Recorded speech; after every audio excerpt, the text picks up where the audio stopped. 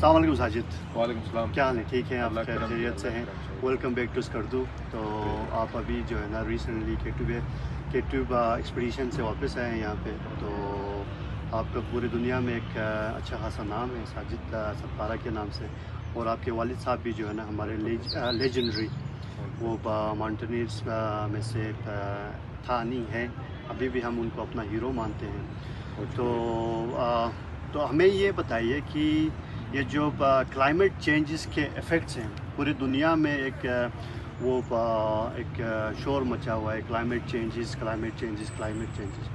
तो उसके असरात जो है ना वहाँ केटू में बलतोरो पे गोडविन ऑस्टिन ग्लेशियर हो गया, वहाँ पे इसके क्या असरात हैं? जी बहुत शुक्रिया शाहिद भाई। तो मैं केटू हर साल जाता हूँ शाहिद भाई ना। कोई 2018 से मैंने क्लाइंबिंग जो केटू में फर्स्ट टाइम मैं गया था 2018 में क्लाइंबिंग के लिए। उसके बाद हर साल मैं केटू एक्सपीडिशन में जाता हूँ, क्लाइंबिंग के लिए बेस कम जाता हूँ। बिल्कुल। स्पेशली इस साल जब हम गए तो केटू बेस कम ही, क्योंकि पहले इतना वो नीचे वो ग्लेशियर पिघल के नीचे डाउन हो चुका था और इतना पानी और इतनी गर्मी। हम अक्सर जो शॉर्ट्स में और टी शर्ट्स में ट्रैकिंग और केटू बेस कम होते थे, इतनी गर्मी हुई थी। स्पेशली केम2 में जब हम गए तो अक्सर पहले हम डाउन जैकेट उसमें होते थे, तो गर्मी की वजह इस साल हम हल्के स्वेटर्स पहन के उधर बैठते थे। तो मोस्टली जो हमने इस साल केटू पे जो ग्लोबल वार्मिंग और क्लाइमेट चेंज की वजह से इतना आइस पिघल रहा था, क्योंकि हम केम2 जाते हुए हम अक्सर तो पानी लेके जाते हैं वो केम से बना के। इस साल इतने वो वाटरफॉल और पानी आ रहा था, हम लोग बार की पानी पीते हुए जाते थे। ठीक।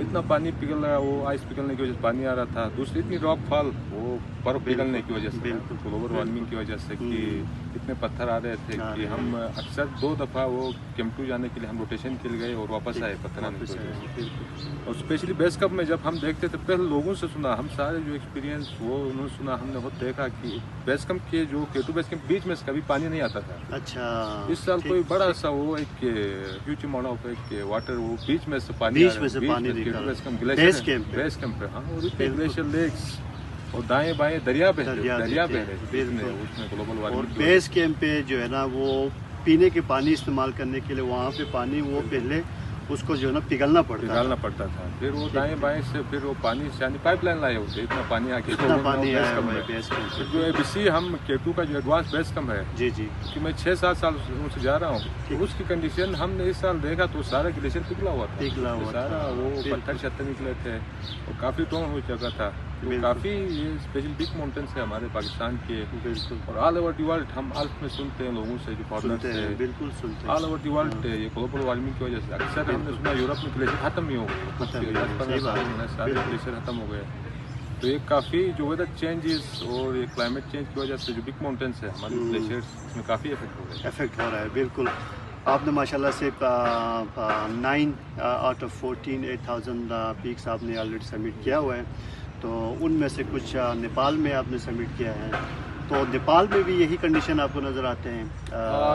जी शायद भाई, नेपाल में क्योंकि एक कराकोरम रीजन हिमालय रीजन थोड़ा डिफरेंस होता है। नेपाल में इतना हम देखते हैं, अभी मैं हर साल जाता हूँ 1-2 नेपाल में, कितना इफेक्ट नहीं हो रहा है, पिघल नहीं रहे, जितना हमारे पिघल रहा है। थोड़ा उनका वो है, थोड़ा डिफरेंस है, लेकिन उतना क्योंकि शिपिंग में होती है उधर, क्लाइंबिंग में शिपिंग में थोड़ा वेदर भी थोड़ा वो इतना गर्म नहीं होता है।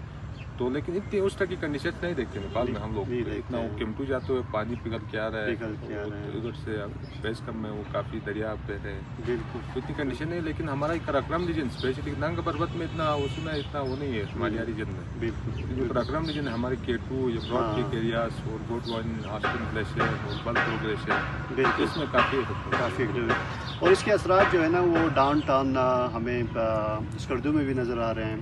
फ्लड्स की सूरत में बहुत सारे नालाजात में जो है ना वहाँ पे सैलाबी रैले आए हैं, तो इसके असरात यहाँ पे नज़र आ रहे हैं। तो आप क्या समझते हैं कि इसको ग्लोबल जो क्लाइमेट चेंजेस है इसको रोकने के लिए जनरल पब्लिक वो मतलब क्या इक़दाम ले सकते हैं? जी ये क्योंकि एक क्लाइमेट चेंज ग्लोबल वार्मिंग एक वर्ल्ड वाइड इशू, पाकिस्तान का नहीं ऑल ओवर द वर्ल्ड हो रहा है। बिल्कुल इसके ऊपर आप मेन चीज़ तो यही इसकी जो कार्बन एमिशन है और हमारी जो व्हीकल्स यूज़ हो रहे हैं, स्पेशली क्लाइमेट उसमें जो आलूदा होने की वजह से, पॉल्यूट होने की वजह से सारा मोस्ट। बिल्कुल।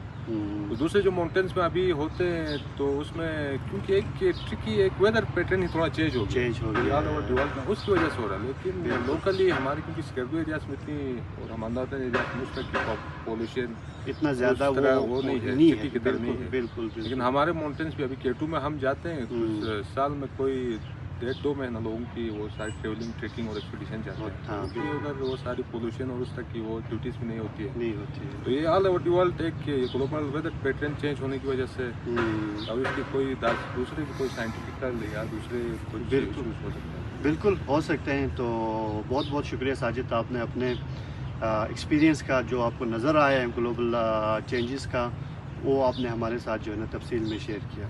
Thank you. बहुत बहुत शुक्रिया।